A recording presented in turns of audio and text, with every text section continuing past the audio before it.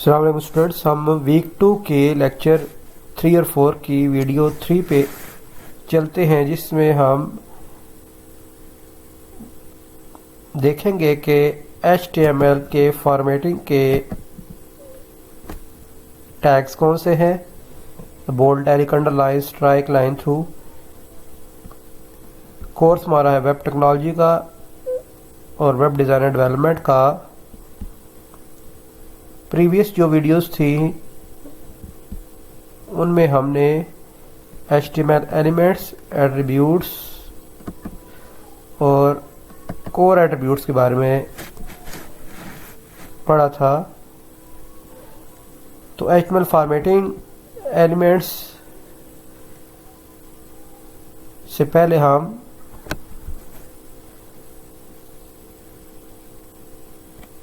कुछ एट्रीब्यूट्स रह गए थे, उनको डिस्कस करते हैं, जो कि हमारे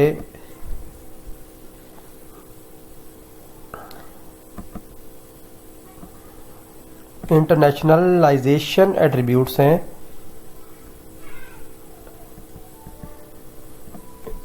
ये एट्रीब्यूट तीन तरह के हैं, जिनमें हम दो डिस्कस करेंगे अभी। dir का एट्रीब्यूट मीन्स डायरेक्शन और एक lang attribute for the language.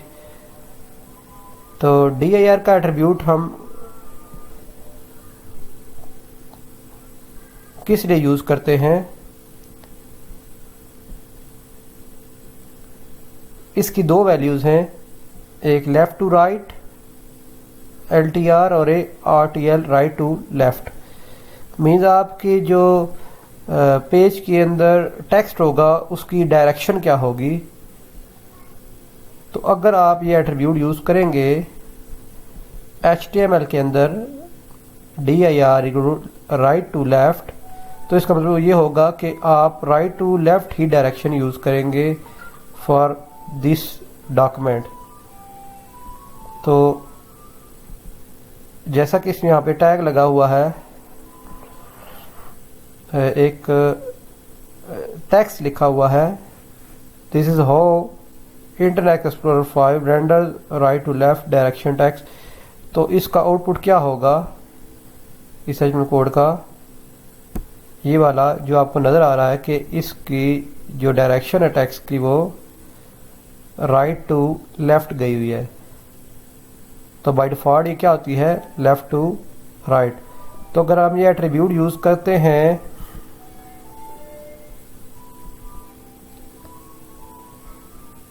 HTML के अंदर,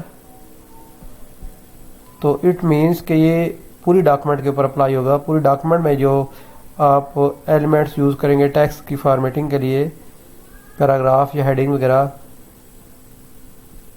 तो अगर आप सब एलिमेंट्स पे यूज करेंगे तो फिर जस्ट उसी एलिमेंट के हिसाब से ये डील करेगा।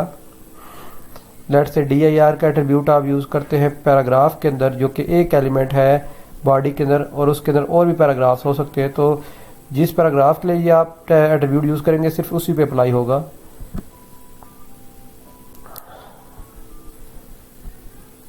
लैंग्वेज जो एट्रीब्यूट है, लैंग एट्रीब्यूट मीन्स लैंग्वेज की आप अपनी डॉक्यूमेंट के लिए लैंग्वेज कौन सी यूज करना चाहते हैं। तो ये एट्रीब्यूट भी हम डॉक्यूमेंट लेवल पे डील करते हैं। जो डॉक्यूमेंट की टॉप लेवल हायरार्की में आपका एलिमेंट है वो है HTML का, तो उसके लिए हमने लिखा है lang equal to English. Means आप इस डॉक्यूमेंट के लिए जो लैंग्वेज यूज करने लगे हैं वो इंग्लिश है। ठीक है,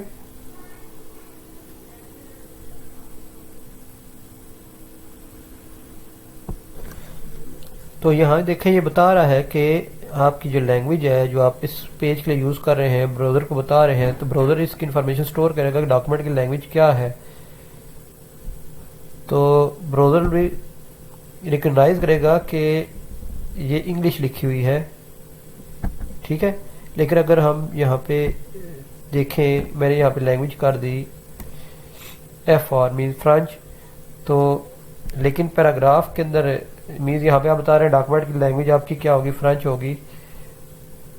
लेकिन लिखी यहाँ पे मैंने क्या हुआ है, इंग्लिश हुई है। तो what will be the impact of this in this case. तो ये रिफ्रेश किया तो ये कह रहा है जी कि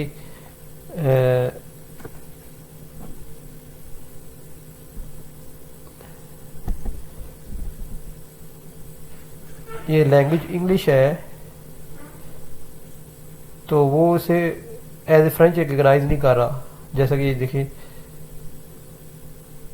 ठीक है। तो आपने जो भी लैंग्वेज इसके अंदर यूज़ करनी है अपनी डॉक्यूमेंट के अंदर,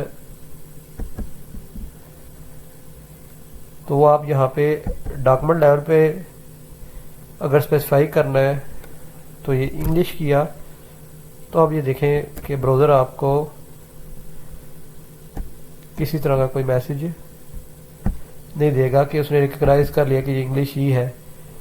तो अगर आप एक डॉक्यूमेंट के अंदर सेपरेट भी आप करना चाहते हैं तो लेट्स से यहाँ पे आप नहीं लिखते लैंग्वेज का एट्रीब्यूट और एक पैराग्राफ में आपने फ्रेंच लिखी है तो वहाँ पे स्पेसिफाई करेंगे कि p lang equal to f r, और एक पैराग्राफ में फ्रेंच लिखी है तो वहाँ पे p language equal to f r, कि आप ब्राउज़र को बता रहे हैं कि आप लैंग्वेज यहाँ पे डॉक्यूमेंट के लिए कौन सी यूज़ कर रहे हैं। तो ये सर्च इंजन ऑप्टिमाइजेशन के लिए भी फ़ायदेमंद होगा। अब हम चलते हैं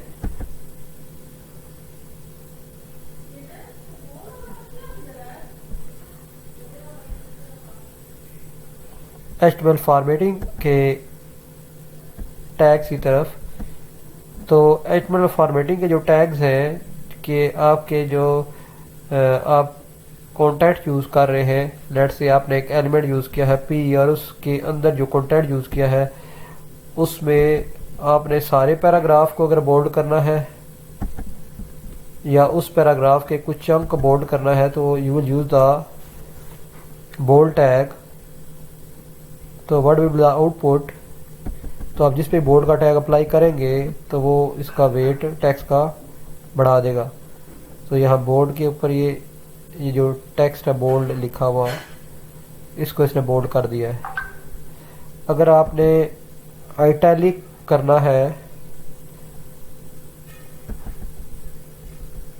HTML एलिमेंट के कंटेंट को, तो ये HTML का एलिमेंट है पैराग्राफ और उसके कंटेंट को आपने आइटैलिक करना है तो you will use the italic tag to create to italic the text. तो ये हमें आउटपुट देखें, इसने इसे आइटैलिक कर दिया। बहुत आसान टैग है, इसमें इतना ज़्यादा कोई आई थिंक समझाने की जरूरत नहीं है।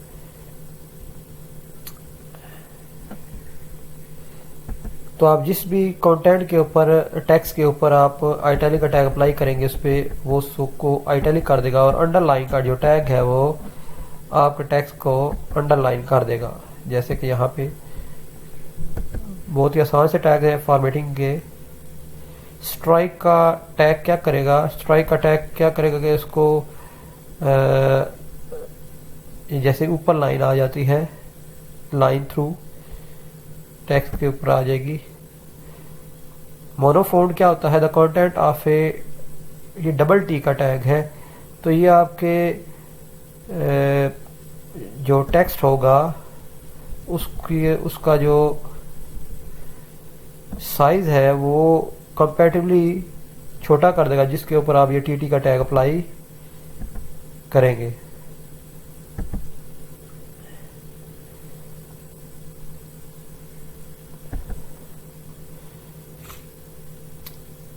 सुपर स्क्रिप्ट और सबस्क्रिप्ट जो टैग है वो क्या करता है कि लाइन से थोड़ा सा उठा देना। ये देखिए एक लाइन में आ रहा था तो आपका जो सब का टैग है SUP मीन सुपर स्क्रिप्ट का टैग है वो टेक्स्ट को क्या करेगा,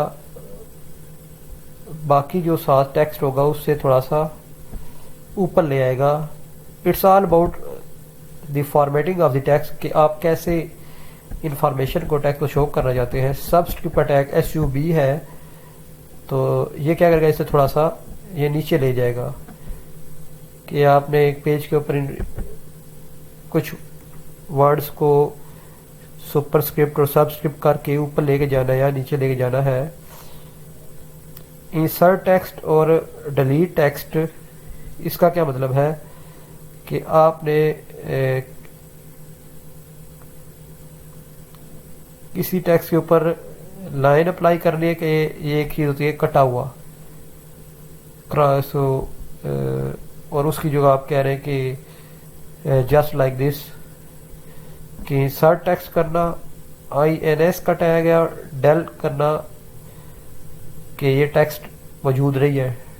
डिलीट नहीं करेगा मीन्स ये सिंबॉलिकली बताएगा कि ये टेक्स्ट मौजूद नहीं है। जैसे मैं कहता हूँ जी कि I want to drink wine,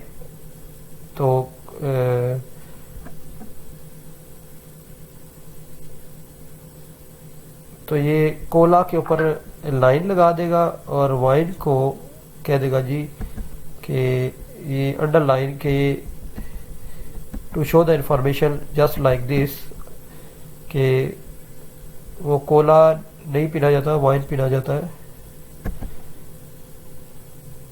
तो डेल का टैग क्या करेगा, इसके ऊपर लाइन ले आएगा और इंसर्ट INS का टैग उसके नीचे लाइन ले आएगा। लार्जर, अगर हमने टेक्स्ट को लार्जर करना है सब टेक्स्ट, तो उसके लिए क्या बिग का टैग यूज होता है। तो ये देखिए बिग का टैग अप्लाई हुआ है तो ये टेक्स्ट बिग हो गया है।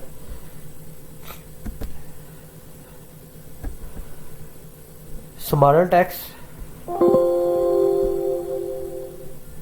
तो स्मॉलर टेक्स्ट का जो टैग है वो टेक्स्ट को कंपैरेटिवली स्मॉल कर देगा, जैसे कि आपको नजर आ रहा है बाकी सारे से स्मॉल का टैग अप्लाई हुआ है इस वर्ड के ऊपर, स्मॉल के ऊपर, तो इसने इसे छोटा कर दिया है।